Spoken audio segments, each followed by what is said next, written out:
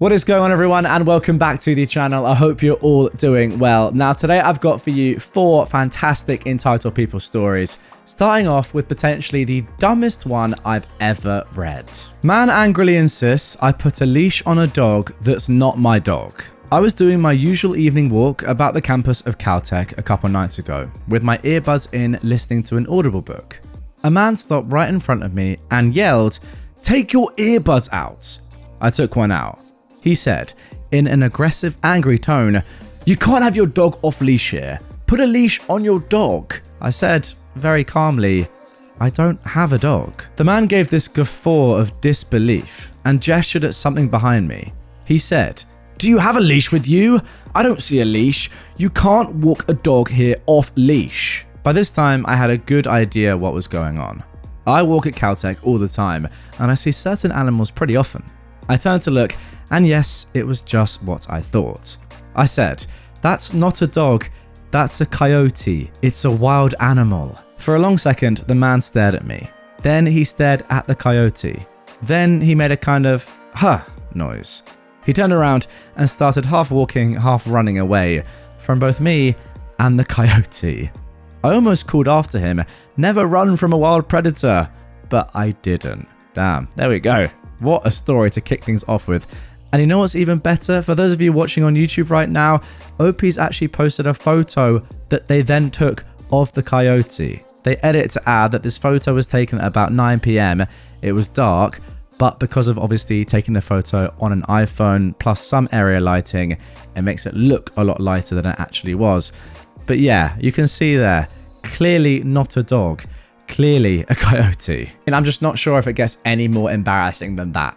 I mean, it's just crazy. Just so good. What a start to the episode. The fact that he was probably scared of the coyote after learning what it was, and then was half walking but really running away afterwards as well, is just so good. Just such a good start.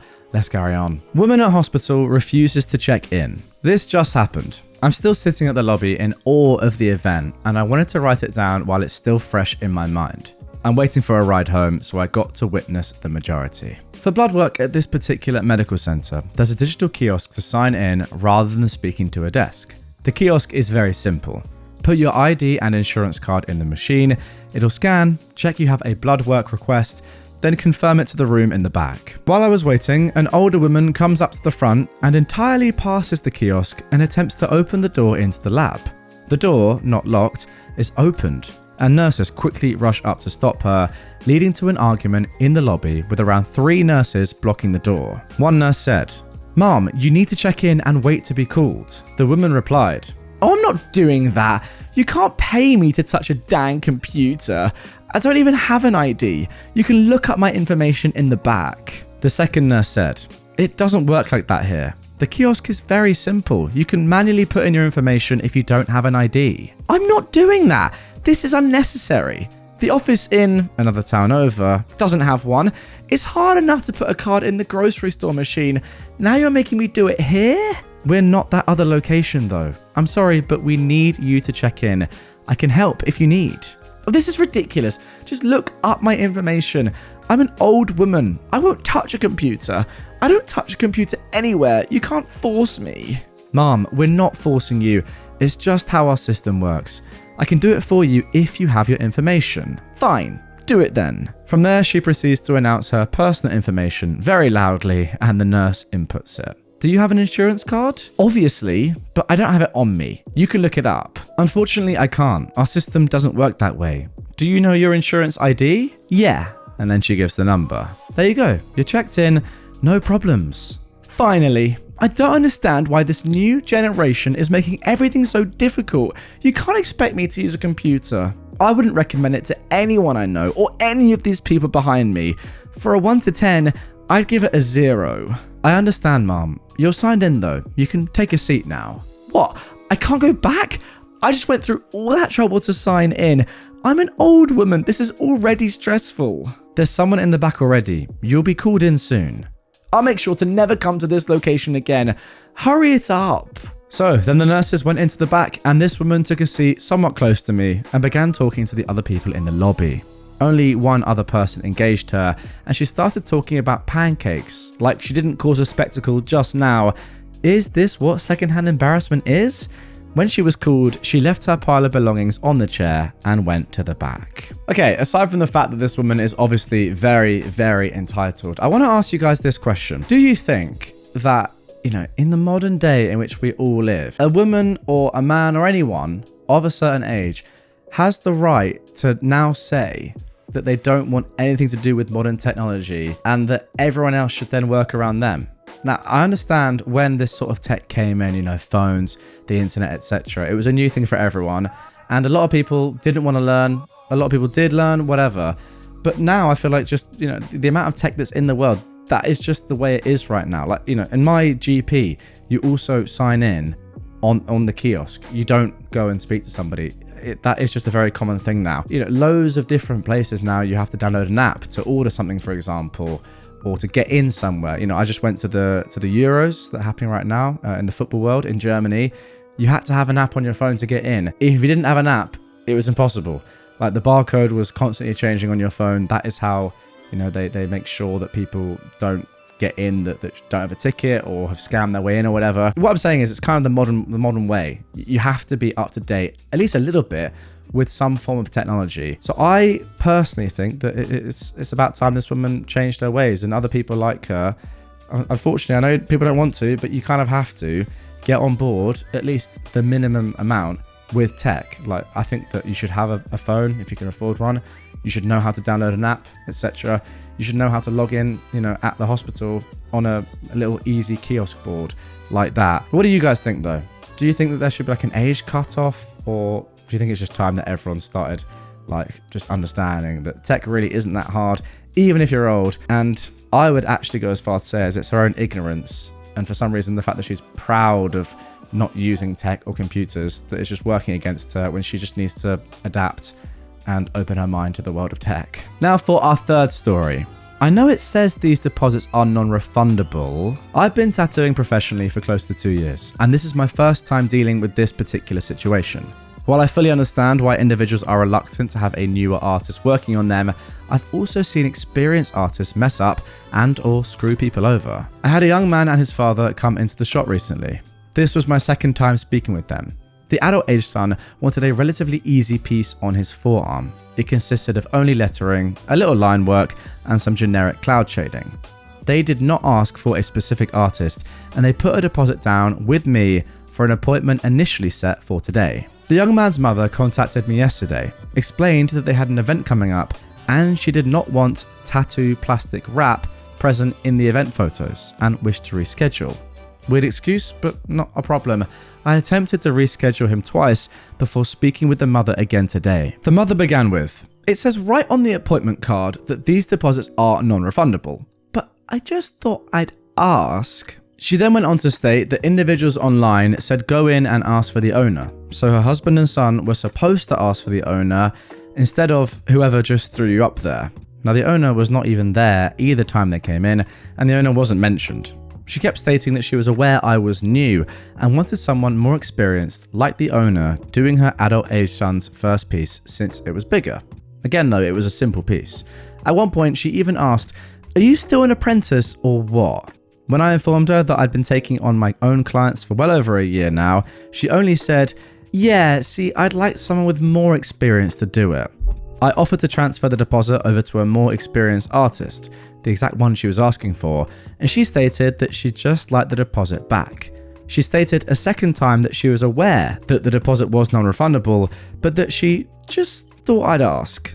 I told her at this point that the owner retains half of the deposit, so I'd have to discuss the potential return with him, and she asked in a rather rude tone, "Okay, well, should I expect to hear back from you tonight then, or should I be contacting him myself?" Okay, no doubt about it. With this one, I would definitely tell her that a refund is not available. I think, you've been messed around a lot here. So I think you should be able to keep the money as payment for the time and effort that you've put into all of this. Because goodness me, it sounds like just horrible to deal with this woman. Also, I know it's her son, but as you kept saying throughout this post, he is an adult. Surely, therefore, he should be the one cancelling his appointment, not his mum. That is really weird. I mean, I don't know who made the appointment in the first place. That obviously makes a difference as to what I'm saying now, but if he made the appointment in the first place, which I presume he did, because booking in 4 to 2 on someone else's behalf is very weird anyway, surely he should be the one to cancel it. So in that case, I would just say, look, sorry, I need to speak to the client, and then make a decision after that. Don't deal with this horrible mother. I want a biscuit. The 2-day saga of a hospital Karen. This is going to be long, but full of entitlement. I was in hospital and ended up being put in the observation unit because no specialist beds were available. The OBS unit is a catch-all ward where patients are put if they're not in imminent danger but need regular monitoring. It's bright and extremely noisy, so nobody can sleep well. Unfortunately, Biscuit Karen arrives at 10 PM on day 1. What a nickname, by the way. Why is she called Biscuit Karen? Because she wants a biscuit and she's shouting this loudly enough for the whole OBS unit to hear. Never mind the time or that we're mostly trying to sleep. Never mind that her blood sugar is 8.5, elevated, and she's diabetic, so she really doesn't need more sugar. But hey ho, the long-suffering nurses find her a biscuit and ask her to be quiet. Biscuit Karen, though, does not quieten down because shouting is her default setting, and she doesn't seem to notice that other patients exist. After 10 minutes of solid noise pollution, she wants another biscuit. The nurses give it to her. More noise. Then, another 15 minutes later, she shouts, calling for another biscuit.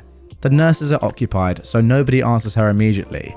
So she shouts her request louder, as if we all hadn't heard her already. This is where the nurses begin to lose patience.